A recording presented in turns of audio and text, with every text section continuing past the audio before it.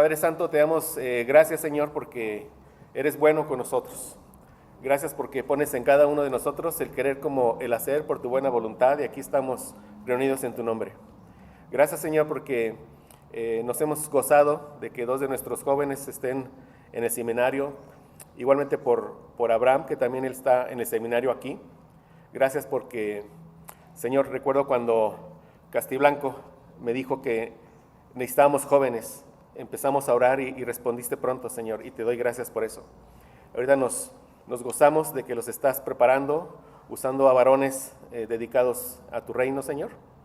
Y gracias, Padre, te seguimos pidiendo que ahora, Señor, cuando estén de nuevo en su regreso, síguelos guardando por allá, síguelos guardando de peligros, de tentaciones, síguelos preparando, sigue afirmando ese buen deseo que has puesto en el corazón de Aldo y de Liu, de cuando llegue el momento, servirte en tiempo completo.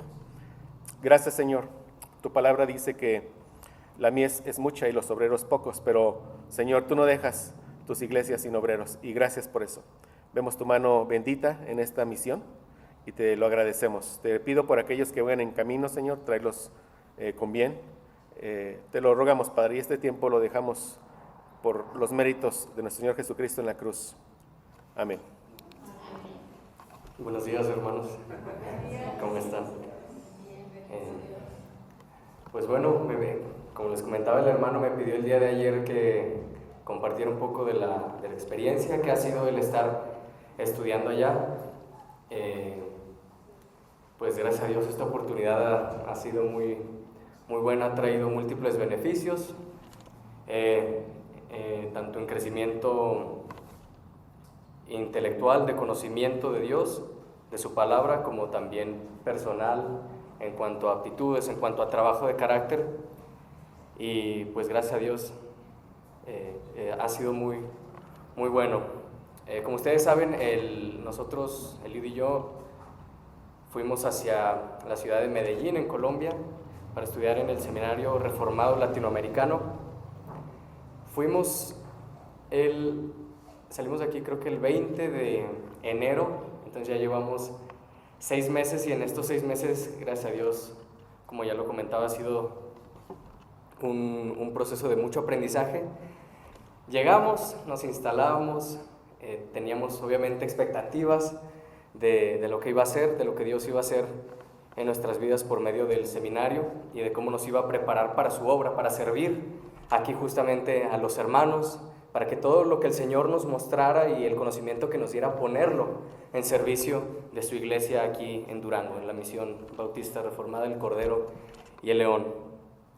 Y pues gracias a Dios hemos visto durante todos estos meses diferentes materias, diferentes asignaturas, donde el Señor nos ha estado enseñando su carácter, nos ha estado enseñando su palabra, sus atributos, cómo debe ser la relación también con los demás, cómo defender la fe, cómo presentar defensa acerca de lo que nosotros creemos como cristianos frente a los incrédulos, frente a aquellos que no conocen a Dios.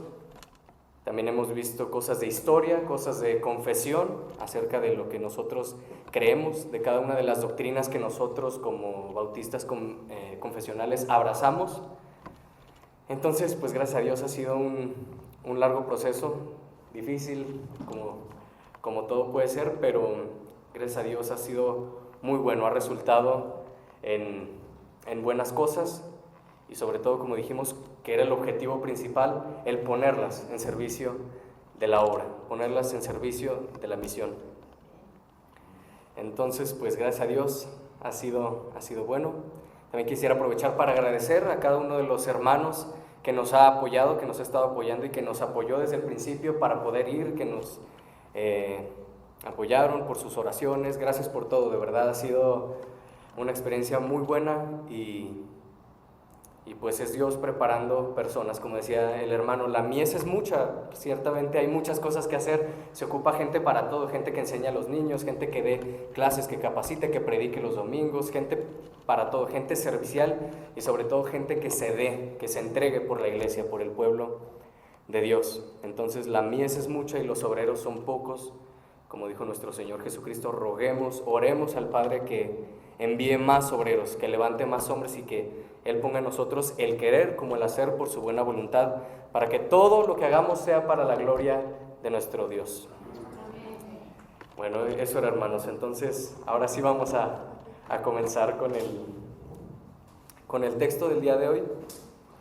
Les voy a pedir que me acompañen, por favor, a Génesis, capítulo 2.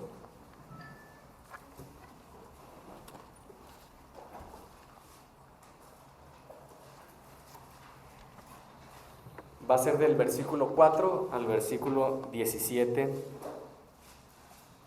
el pasaje que estaremos estudiando el día de hoy.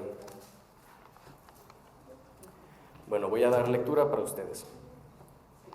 El versículo 4 dice: estos son los orígenes de los cielos y de la tierra, cuando fueron creados, el día que Jehová Dios hizo la tierra y los cielos, y toda planta del campo antes que fuese en la tierra, y toda hierba del campo antes que naciese. Porque Jehová Dios aún no había hecho llover sobre la tierra, ni había hombre para que labrase la tierra, sino que subía de la tierra un vapor, el cual regaba toda la faz de la tierra. Entonces Jehová Dios formó al hombre del polvo de la tierra, y sopló en su nariz aliento de vida. Y fue el hombre un ser viviente. Y Jehová Dios plantó un huerto en Edén, al oriente, y puso allí al hombre que había formado. Y Jehová Dios hizo nacer de la tierra todo árbol delicioso a la vista y bueno para comer. También el árbol de vida en medio del huerto, y el árbol de la ciencia del bien y del mal. Y salía de Edén un río para regar el huerto, y de allí se repartía en 4 brazos. El nombre del uno era Pisón. Este es el que rodea toda la tierra de Havila, donde hay oro. Y el oro de aquella tierra es bueno. Hay allí también bedelio y ónice. El nombre del segundo río es Gión. Este es el que rodea toda la tierra de Cus. Y el nombre del tercer río es Hidekel. Este es el que va al oriente de Asiria, y el cuarto río es el Éufrates. Tomó pues Jehová Dios al hombre y lo puso en el huerto de Edén, para que lo labrara y lo guardase. Y mandó Jehová Dios al hombre diciendo: de todo árbol del huerto podrás comer, mas del árbol de la ciencia del bien y del mal no comerás, porque el día que de él comieres, ciertamente morirás. Oremos, hermanos. Padre nuestro que estás en los cielos, Padre omnipotente de gloria, que tu nombre sea santificado el día de hoy. Venimos a ti en agradecimiento porque nos permites estar reunidos en este día, el día del Señor, el día que tú has instituido para que tu pueblo, tu iglesia, tus redimidos se reúnan a adorarte, Señor, a rendirte culto, porque solamente tú eres digno de toda alabanza, de toda gloria. Señor, te pedimos que seas tú, sea tu Santo Espíritu tomando el control de este tiempo, Señor, que podamos conocer más de ti, más de tu palabra, más de tu carácter, Señor, que podamos ver a Cristo en las Escrituras, porque así tú lo has querido revelar, que podamos estar atentos, Señor, a tu palabra, a lo que será hablado, porque es la manera en que tú te revelas a tu pueblo, Señor, es la manera en la que tú alimentas a tu iglesia. Tu palabra es palabra viva, Señor, y eficaz, y no volverá a ti vacía. Te pedimos que me ayudes, Señor. Dame iluminación para entender, para poder comprender y discernir lo que tú has dado en este texto, Señor. Y ayuda a mis hermanos a que estén receptivos. Abre su entendimiento, Señor, y que podamos aprender de ti para tu gloria, para vivir conforme a tu palabra. En el nombre y en los méritos de nuestro Señor Jesucristo. Amén. Amén. Primeramente, hermanos, hay que aclarar que este texto forma parte de una sección más grande. Forma parte de los primeros 3 capítulos donde el propósito de Moisés es explicarle al pueblo de Israel, que es la audiencia original, el origen de todas las cosas. En el primer capítulo explica el origen del mundo, de las lumbreras, de todo lo hecho, de toda la creación, de manera general. En este segundo capítulo hace un acercamiento, es como si hiciera un zoom al relato de la creación del hombre, para dar más detalles, y todo esto nos conduce al capítulo 3, donde se nos habla de cómo entra el pecado a la humanidad. Entonces es una secuencia que el autor está llevando primeramente toda la creación en general, Segundo, la creación específica del hombre y el pacto que más adelante vamos a ver, el pacto de obras, del cual depende, el cual si el hombre obedece, tendrá vida eterna, pero si desobedece, que es lo que terminó pasando, entraría el pecado por la desobediencia del primer hombre.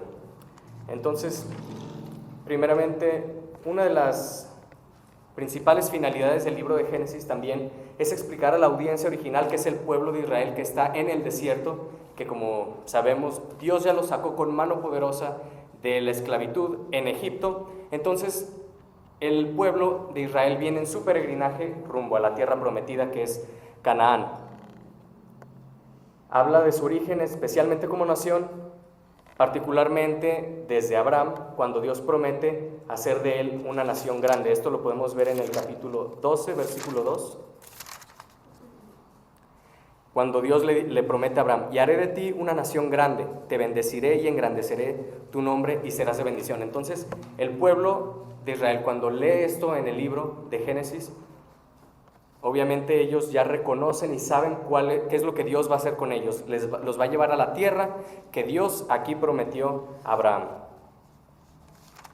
Entonces, el bosquejo de nuestro pasaje es el siguiente. Primeramente, podemos ver cómo es la tierra antes del hombre. Aquí el autor, Moisés, nos da algunas características y algunas circunstancias que hay antes de la creación del hombre, que va a ser en el capítulo 7.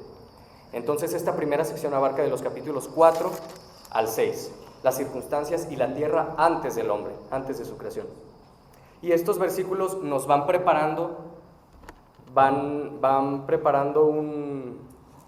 un ambiente para lo que va a venir después, que es la creación del hombre, que es los versículos 7 y 8, la creación del hombre y del huerto. Posteriormente tenemos la descripción del huerto, donde el autor nos va a detallar más cómo es ese huerto que Dios plantó, del versículo 9 hasta el versículo 14. Y lo que queda, que es el versículo 15 al 17, podemos ver la prueba del hombre. Entonces veamos la primera sección. Estos son los orígenes de los cielos y de la tierra cuando fueron creados, el día que Jehová Dios hizo la tierra y los cielos, y toda planta del campo antes que fuese en la tierra, y toda hierba del campo antes que naciese. Porque Jehová Dios aún no había hecho llover sobre la tierra, ni había hombre para que labrase la tierra, sino que subía de la tierra un vapor, el cual regaba toda la faz de la tierra. Aquí lo que el autor nos está presentando son dos necesidades que tenía la tierra. En primer lugar, podemos ver que Dios no había hecho llover sobre la tierra, y en segundo lugar, podemos notar que no había hombre para que labrase la tierra. Entonces tenemos esas dos necesidades. Por una parte, no había hecho llover sobre la tierra, y por otra, no había hombre para que la labrase.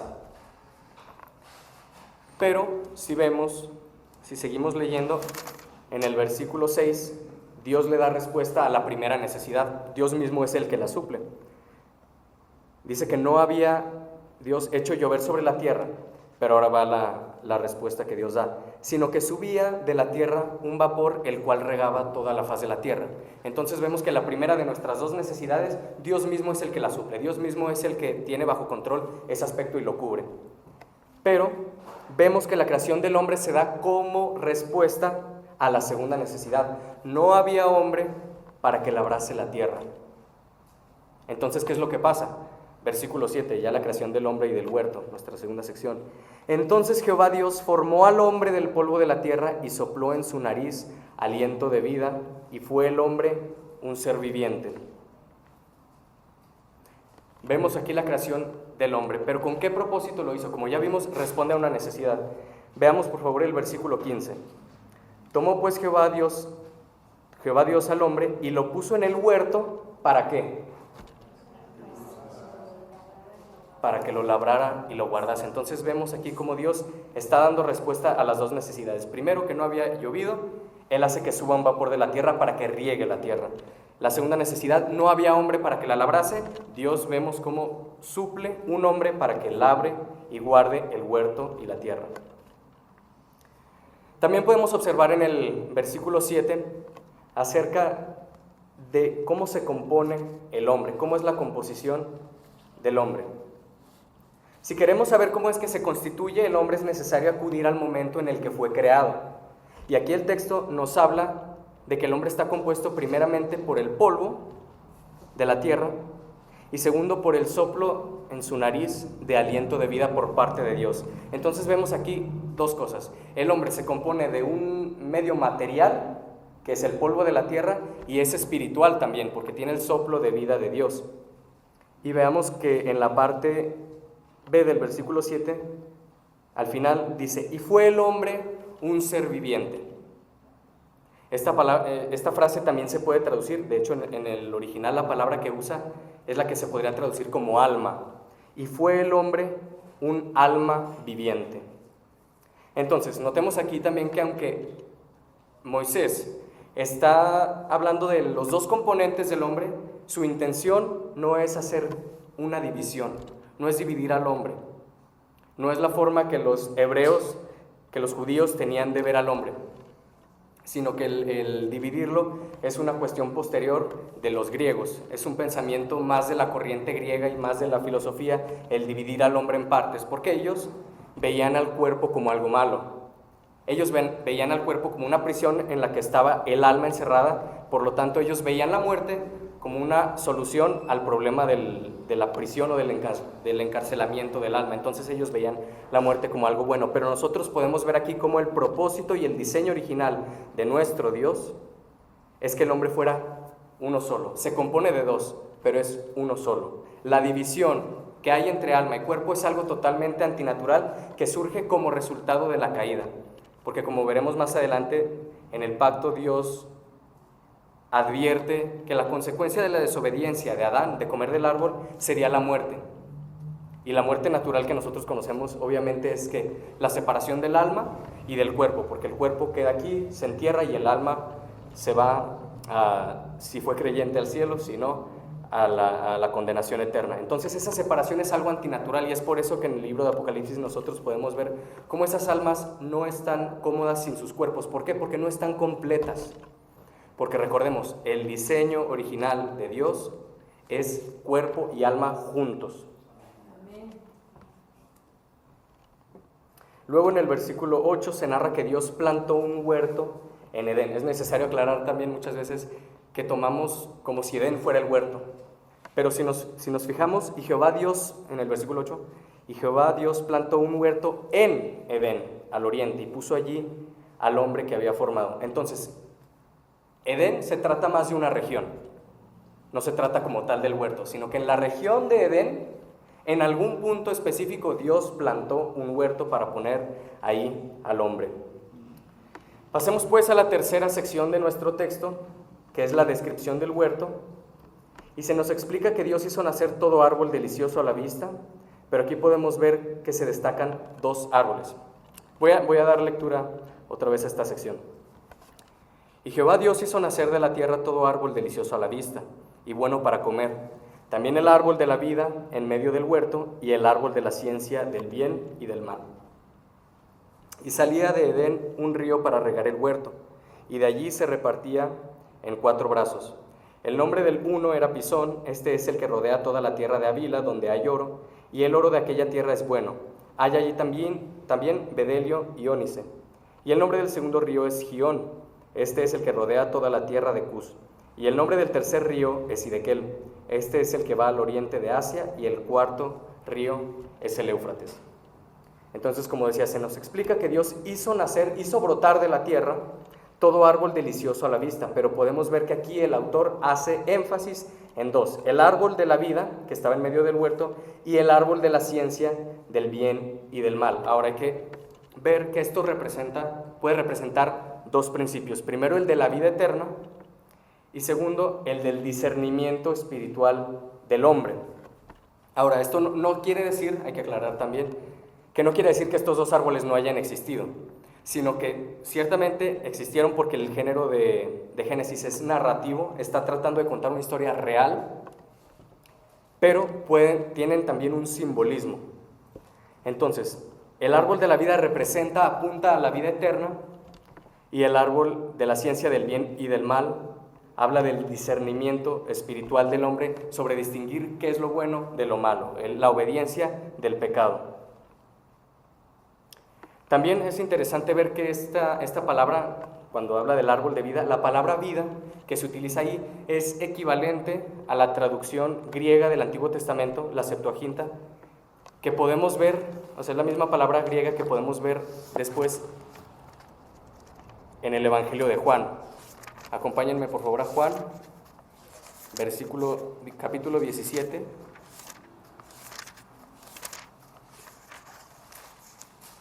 Versículo 3. Esta es la oración sacerdotal de Cristo cuando intercede por sus discípulos. ¿Qué dice en el capítulo 3? Y esta es la vida eterna, que te conozcan a ti, el único Dios verdadero, y a Jesucristo, a quien has enviado. Entonces podemos ver que esta palabra vida se conecta con ¿qué? Con el conocimiento de Dios, que es justamente del que gozaba Adán antes de la caída. ¿Por qué? Porque en el huerto era donde se manifestaba especialmente la presencia de Dios. Entonces podemos ver que aquí el hombre disfrutaba de una comunión plena con Dios. Recordemos, no había pecado, no había nada que hiciera división entre Dios y el hombre, no había nada que separara en medio, sino que Adán podía disfrutar del pleno conocimiento de Dios, y como nos dice nuestro Señor Jesucristo, y esta es la vida eterna, que te conozcan a ti, el único Dios verdadero, y a Jesucristo, a quien has enviado. Entonces volvamos a los dos árboles. Como ya vimos, el árbol de la vida representa la vida eterna, apunta a la vida eterna. El segundo árbol, el de la ciencia del bien y del mal, al discernimiento del pecado y de la obediencia a la palabra de Dios. Y vemos que en esto es en lo que consiste el engaño de Satanás. Es en decirles, no puedes saber qué es lo bueno y lo malo si no pruebas lo malo. Si no comes el fruto, ¿cómo vas a saber qué es la desobediencia? ¿Cómo vas a saber discernir qué es lo bueno de lo malo si nunca lo has probado? Pero nosotros sabemos que no es necesario probar lo malo para saber que está mal. Ellos ya tenían conocimiento desde antes. ¿Por qué? Porque Dios ya les había mandado, no coman de ese árbol. El simple mandamiento de Dios ya implica que la desobediencia al mandamiento de Dios es pecado. No necesitaban probarlo, simplemente necesitaban saber, si no hago caso a lo que Dios dice, ya sé que es el pecado, ya sé que es desobediencia, ya sé que está mal. Pero el diablo los tentó y probando, dice el capítulo 3, que después que lo probaron fueron abiertos sus ojos. Y después cuando Dios los expulsa, dice, he aquí el hombre es como nosotros, ahora sabiendo el bien y el mal. Y por último pasemos a la cuarta sección de nuestro capítulo, que es del versículo 15 al 17. Tomó pues Jehová Dios al hombre y lo puso en el huerto de Edén, para que lo labrara y lo guardase. Y mandó Jehová Dios al hombre diciendo, de todo árbol del huerto podrás comer, mas del árbol de la ciencia del bien y del mal no comerás, porque el día que de él comieres, ciertamente morirás. En esta sección podemos ver dos partes. Primeramente, que Jehová Dios puso al hombre en el huerto de Edén, ¿para qué? Como ya vimos, para que lo labrara y lo guardase. Tiene un propósito. Entonces, podemos ver aquí que el trabajo, la ética de trabajo aquí, es que el trabajo existía antes de la caída, porque muchas personas han llegado a pensar que el trabajo es consecuencia de la desobediencia de Adán. Sin embargo, no es así. Vemos aquí que Dios, cuando hizo todas las cosas, recordemos que al final, cuando acaba todo, dice, todo es bueno en gran manera. Entonces, también el trabajo y el propósito de la creación del hombre. También el trabajo que Dios le dio a Adán era bueno en gran manera. Entonces, el trabajo es bueno. El trabajo no es resultado de la desobediencia, no es resultado de la maldición. ¿Qué es lo que pasa? Con la desobediencia, el trabajo se hace más pesado. Dice la Biblia que maldita será la tierra por causa de la desobediencia y producirá cardos y espinos. O sea, será más difícil el trabajo. Sin embargo, Dios había hecho el trabajo bien. Podemos ver también otro aspecto en los versículos 16 y 17. Y mandó Jehová Dios al hombre diciendo, de todo árbol del huerto podrás comer, mas del árbol de la ciencia del bien y del mal no comerás, porque el día que de él comieres ciertamente morirás. Aquí podemos ver otro principio. Dios le da un mandamiento. ¿Qué está esperando Dios? Está esperando obediencia del hombre. ¿Por qué? Porque Dios ya le ha mostrado gracia al hombre. ¿Qué merecía el hombre para ser creado? ¿Qué méritos tenía? Ninguno. Fue por gracia que Dios lo creó. Segundo, como vimos, Dios puso un huerto donde hizo nacer todo árbol delicioso a la vista y bueno para comer. Dios situó al hombre, para la prueba lo situó en un lugar donde él tenía de todo. Él no lo puso donde solamente estaba el árbol de la prueba y de la vida. No lo, por así decirlo, no lo orilló a que tomara la decisión de desobedecer, sino que dice la Biblia, podemos ver aquí, que hizo nacer de la tierra todo árbol bueno, tenía de dónde comer, no se iba a morir de hambre. Entonces Dios esperaba obediencia. Te creé por gracia, te puse en el huerto por gracia y ahora te estoy dando un mandamiento y espero que por la gracia que te he mostrado me obedezcas. Porque el día que de él comieres ciertamente morirás. Ahora, ya que hemos visto estos aspectos que nos habla el texto por sí mismo, veamos cuál es el mensaje original para la audiencia original, el significado con el que el autor, que es Moisés, lo escribió para los israelitas que estaban en el desierto, porque recordemos que la audiencia original no somos nosotros. Moisés no nos tenía en mente a nosotros cuando escribió Génesis, porque nosotros ni siquiera existíamos. Entonces, claro que podía haber un propósito en cuanto a la autoría de Dios y en cuanto a su plan redentor para la iglesia de todos los siglos, claro que sí, pero humanamente el autor tenía en mente a su audiencia. Entonces, pensemos, ¿dónde se situaba la audiencia? Aquí, en el desierto. Recordemos que Dios los había sacado de Egipto, de la esclavitud, los llevaba por el desierto, ¿por qué? Porque había una promesa de meterlos a Canaán. Entonces ellos se encuentran peregrinando, ellos se encuentran con ciertas dificultades, pero con la esperanza de que serán plantados en un lugar, así como Adán fue plantado en el huerto, donde tenía comunión con Dios, así el pueblo de Israel, ellos decían, nosotros también Dios nos plantará en esa nueva tierra prometida, donde tendremos nuevamente comunión con Él. Es la tierra de donde Dios expulsó primeramente a nuestros padres, Adán y Eva, y ahora nos está regresando a nosotros ahí para que tengamos comunión. Primeramente lo podemos ver esta relación con la audiencia del texto, con la audiencia original, en cuanto al territorio descrito. Veamos los versículos del 10 al 14. Y salía de Edén un río para regar el huerto, y de allí se repartía en 4 brazos. El nombre del uno era Pisón, este es el que rodea toda la tierra de Havila, donde hay oro. Y el oro de aquella tierra es bueno, y allí hay también bedelio y ónice. El nombre del segundo río es Gihón, este es el que rodea toda la tierra de Cus. Y el nombre del tercer río es Hidekel, este es el que va del oriente de Asiria, y el cuarto río es el Éufrates. Entonces, si nosotros si investigamos dónde queda más o menos estos ríos, podemos darnos cuenta de que queda más o menos donde actualmente se encuentra Israel. Es por esa zona.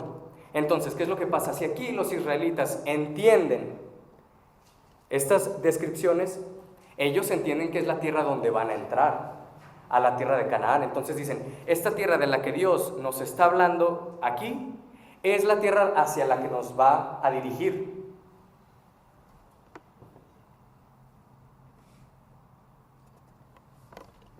Porque es la tierra también que Dios había prometido a Abraham.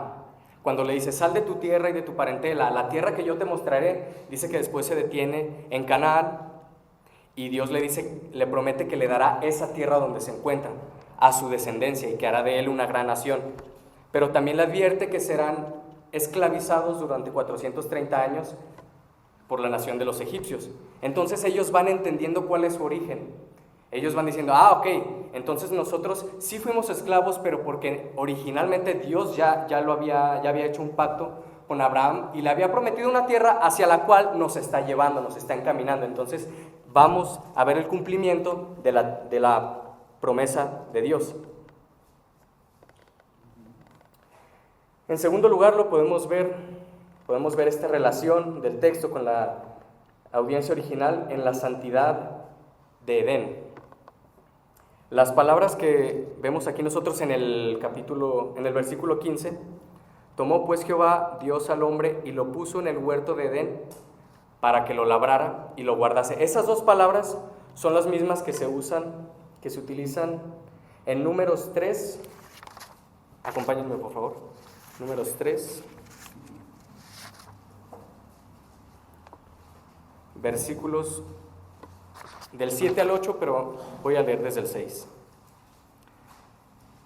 Haz que se acerque la tribu de Leví, y hazla estar delante del sacerdote Aarón, para que le sirvan, y desempeñen el encargo de él, y el encargo de toda la congregación delante del tabernáculo de reunión, para servir en el ministerio del tabernáculo, y guarden todos los utensilios del tabernáculo de reunión y todo el encargo a ellos por los hijos de Israel, y ministren en el servicio del tabernáculo. Son las mismas palabras en el hebreo original. Entonces, vemos aquí un paralelo entre el servicio de los sacerdotes en el tabernáculo, que en el peregrinaje en el que ellos se encontraban era donde Dios se encontraba con Moisés.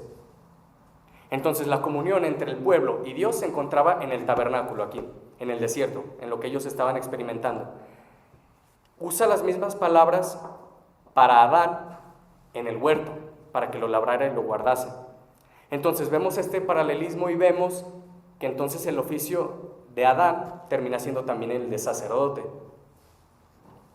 Vemos cómo estas funciones sacerdotales que tenían los levitas son las mismas palabras que se utilizan para Adán en el capítulo 15, cuando Dios lo pone en el huerto. Entonces, Adán tenía este oficio también sacerdotal dentro del huerto. Entonces, esto también le recuerda a los israelitas. Así como Adán fue puesto en el huerto donde tenía comunión con Dios, y nosotros tenemos comunión con Dios actualmente en el tabernáculo, así también seremos llevados a la tierra para guardarla y labrarla, la tierra prometida donde Dios nos va a meter, y tendremos esa comunión con Dios. Y lo guardaremos y seremos sacerdotes allá. Porque ¿qué es lo que les dijo Dios en el desierto? También les dijo: ustedes me seréis reino de sacerdotes. Entonces está conectando aquí lo que Israel debe de hacer, lo que se espera de Israel cuando entren a la tierra, con lo que con el propósito con el que Dios puso a Adán en el huerto, que lo labrara y lo guardase, que fuera sacerdote y que lo cuidara.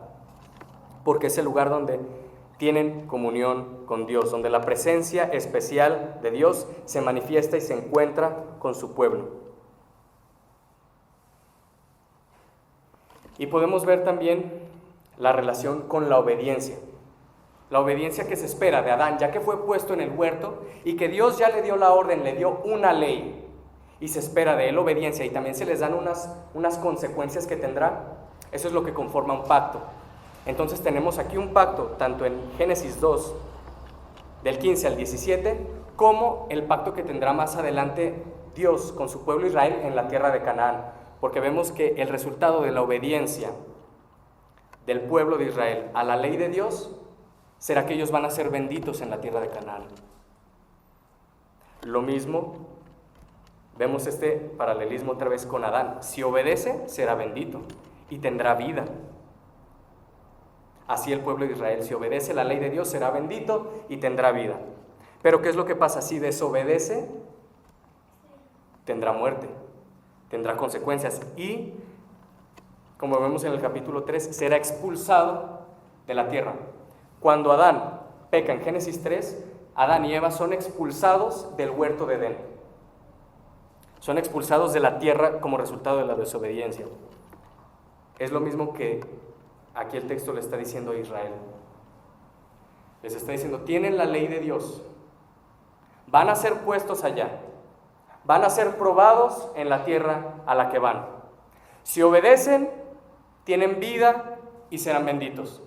Si desobedecen, tendrán muerte y serán expulsados de la tierra, serán esparcidos. Y esa es la historia que nosotros vemos en todo el Antiguo Testamento. ¿Por qué se dio la deportación a Babilonia? ¿Por qué luego Dios los expulsó a Babilonia y fueron llevados? Desobediencia. La consecuencia de desobedecer a la ley que Dios les había mandado. Entonces vemos lo mismo. El pueblo de Israel aquí se está identificando con Adán. Como Dios puso a Adán en el huerto para ser probado y tenía sus consecuencias, su obediencia como su desobediencia, así nosotros.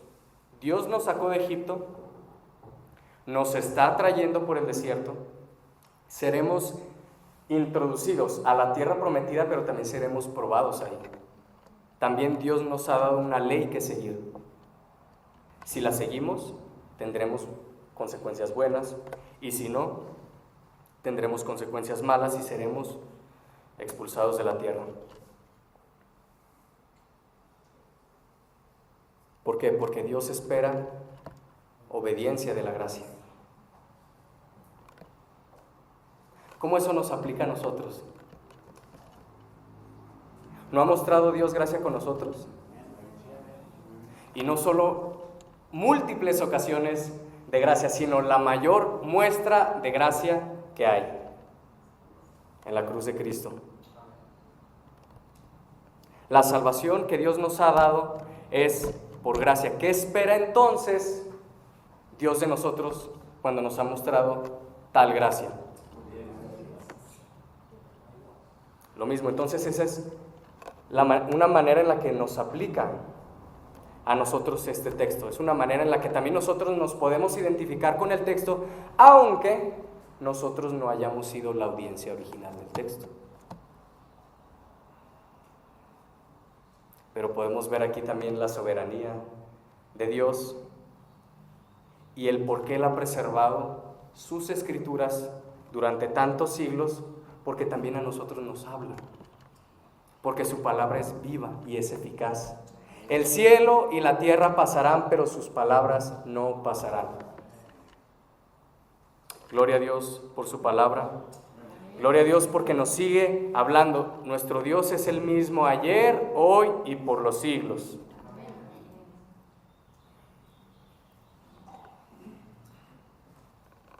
Veamos ahora más aplicaciones.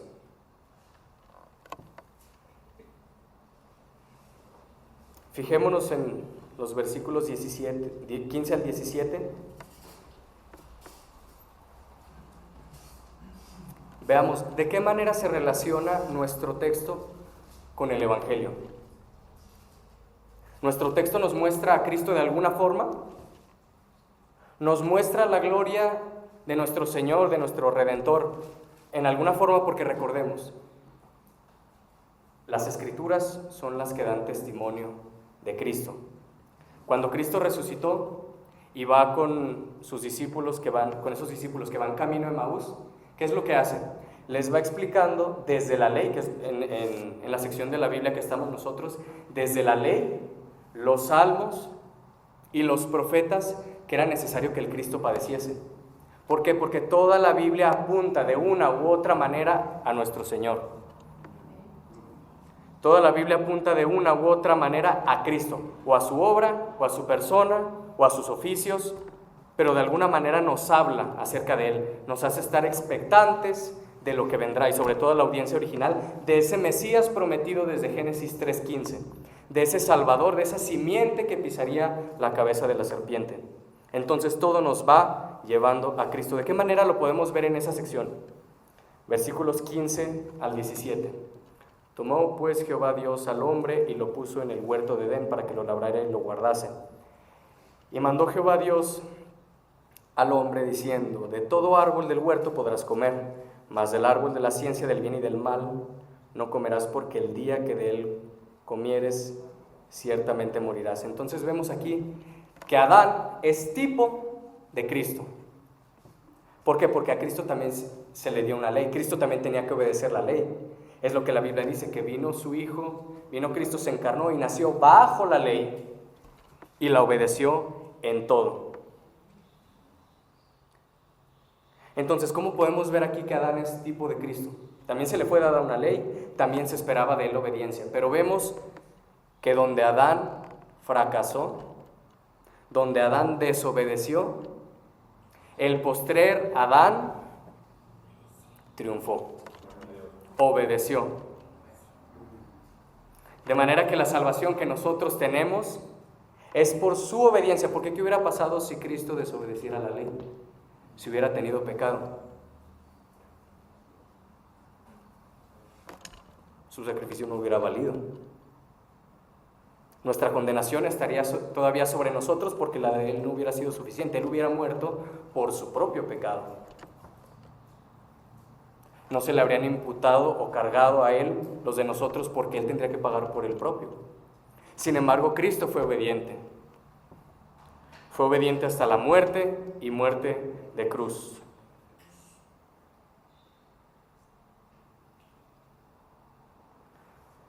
Vemos aquí cómo nuestro Señor es más grande que cualquier personaje, que cualquier nombre o cualquier héroe de la fe que haya en las Escrituras. Recordemos lo mismo, nosotros ya lo vemos desde este lado de la historia, ¿no? Ya sabemos que Adán iba a pecar, pero aquí todavía no pecaba. Entonces era el hombre perfecto y bueno que Dios creó, todavía no había pecado. Pero aún sobre ese hombre original, bueno, sin pecado, aún sobre él por encima está Cristo, porque Cristo es supremo y excelso sobre todas las cosas, el Dios que se encarnó, el Verbo hecho carne, Dios con nosotros.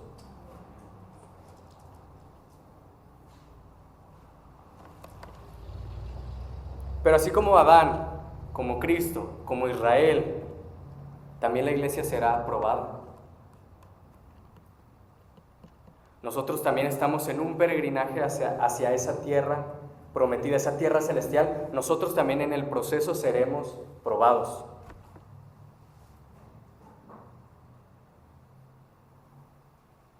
La Biblia y los apóstoles mencionan muchas veces que es necesario que haya pruebas, porque producen paciencia, producen obediencia, refinan la fe. Nos ayudan a cada vez depender menos de nosotros y ver más a Dios, aumentan nuestra confianza en nuestro Señor.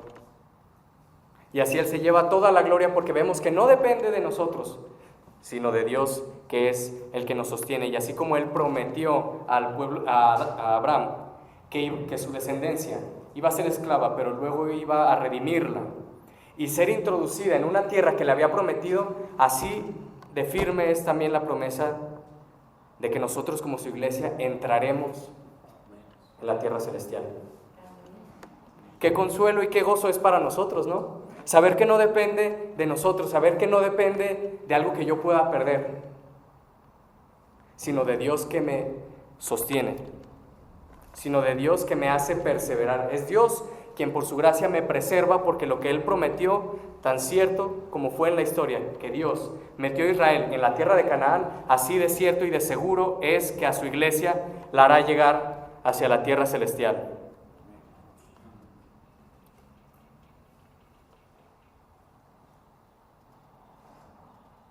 Entonces, hermanos, no nos sorprendamos cuando haya pruebas, sino afirmémonos en Dios, porque aquí, tanto para Adán como para Israel, las consecuencias de su obediencia o desobediencia las iban a tener ellos, pero la nuestra ya fue ganada por Cristo, por las obras de Cristo, por su obediencia perfecta al Padre. Adán pecó, Israel pecó, nosotros pecamos, pero Cristo obedeció y Cristo cumplió la ley y su justicia nos fue imputada a nosotros,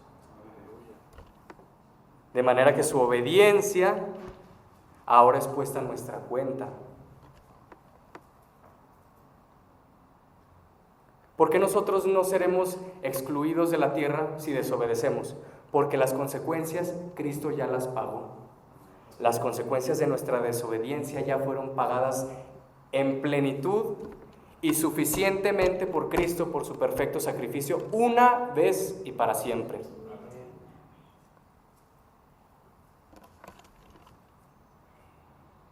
Gracias a Dios por su palabra, hermanos. Oremos. Padre, gracias porque tú nos hablas por medio de tu palabra.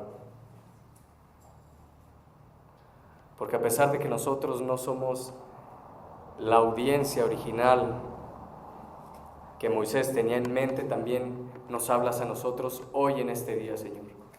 Tú alimentas a tu iglesia el día de hoy, en el día que tú has ordenado que nos reunamos para adorarte, que nos reunamos como un cuerpo, como una iglesia,